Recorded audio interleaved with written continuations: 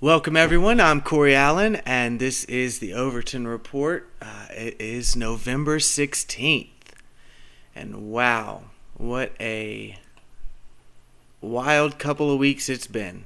So, hopefully, they'll let me upload this when I get to it. I've been having problems uploading videos that I record to Facebook and the like, but let's try it out.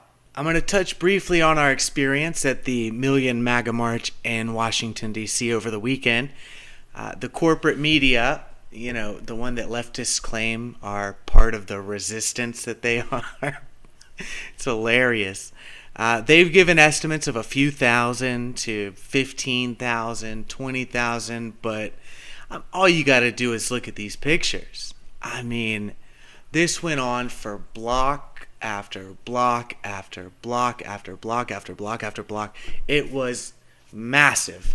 It surrounded the Capitol building, flooded the Supreme Court. It was backed up all the way to Freedom Plaza, which is, about a mile away. Make no mistake, there were hundreds of thousands of people there. We're talking in the high hundreds of thousands of people. Now, a week before this past weekend, when the mainstream media had announced that Joe Biden was the winner, we were also in BLM Plaza when that happened, and leftists came flooding out of the streets. And there were more people here than there were then. And those are the people that live there.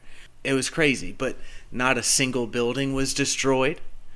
The only time that it was in question whether or not a building might get destroyed was when Antifa supporters began sieging the Capitol Hilton near BLM Plaza and began setting off fireworks into the restaurant right next to the W Hotel. Now, Antifa, who, funny enough, act and believe exactly what the actual Nazis believed and acted like. They've only committed to putting conservatives on lists, destroying conservatives' business and lives, beating conservatives in the street, and eventually holding conservatives accountable for their political viewpoints rather than adding Jews and gypsies to that list. Basically, they focused on mainly the political dissident aspect of the Nazi regime thus far. But don't worry, Christians, the religious aspect of their pure Nazism is going to be here soon. But of course they beat up the elderly, terrorized children, accosted a black woman at BLM Plaza because she had a Trump sign. Great job for unity, you disgusting hate mongers. Every single time you prove who you are. Yikes. But it was a blast, other than that. Moving on, Joe Biden's tax returns show that the cancer charity that he began in 2017 not only collected $4.8 million, but that not a single penny went towards the cancer research that everyone who donated believed their money was going to. It only went towards paying salaries and the perks of the job and the expenses. Is anyone surprised that a man who sold his country to China also sold his name and his own son's death to cancer in order to grift millions of dollars from people by playing on their emotions? I'm not surprised in the least. Here's the kicker.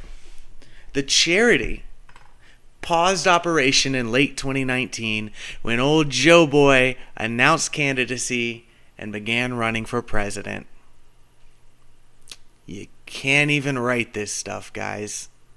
Hey, wait, I think I figured it out, though. All those fake charities in the Charleston area were just taking notes from Daddy Biden and his cronies. It's all starting to make so much sense. Voices United, Stand as One, People's Army, Uplift Charleston. Speaking of shirking personal responsibility, the Charleston Council is taking advantage of a federal program that incentivizes housing fraud by both landlords and tenants alike. They'll now be making blood money payments to landlords whose tenants have decided to no longer pay their rent in exchange for dropping eviction notices. I call it blood money because, of course, the reason that people can't pay their rent is because the Charleston government decided to shut down businesses. So nobody was making money. Now, the main issue with this is the lack of accountability and the way it's left wide open for allowing itself to be taken advantage of.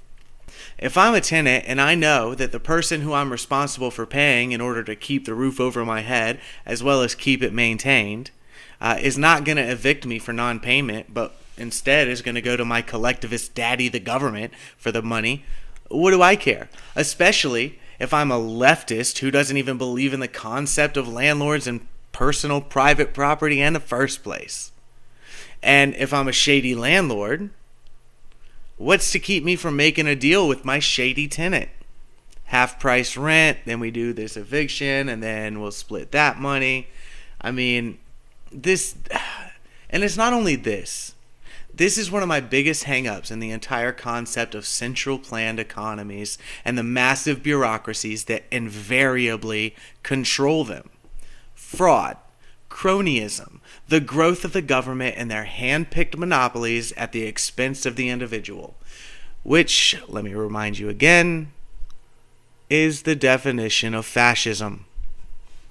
And these leftists, at least the younger ones, they truly have no idea that they're completely on the wrong side of this. Their silly idealism has infected their logic, their disregard of human nature, and subjective views in regards to needs and wants. They see things from such a myopic view that they think that the fairy tale form of socialism in their own minds is the one that's going to be implemented. But they've completely forgotten that each individual has their own version of the fairy tale version of socialism in their own minds. And I'm sorry, but you don't get to be the comrade in charge of uniforms and bringing brownies to the party meetings. You and your useful idiot status means you get to be a miner of the cobalt needed to provide for the Green New Deal, which of course will only have allotments for the elite political class of the party to travel.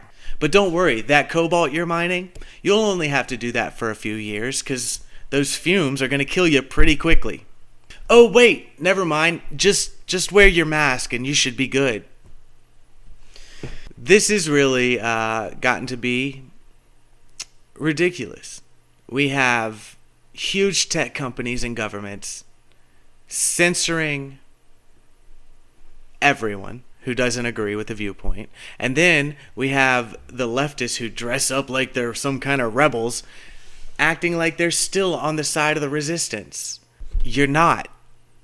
You are a part of their machine, you silly, silly child. Please share this far and wide because Facebook has been trying to mess with my algorithm, and your shares really help me reach more people. And we are just about to be able to monetize, unless Facebook suddenly changes their rules on conservatives, which they probably will. But either way, just give this a share. And until tomorrow, my name's Corey Allen, and this has been the Overton Report.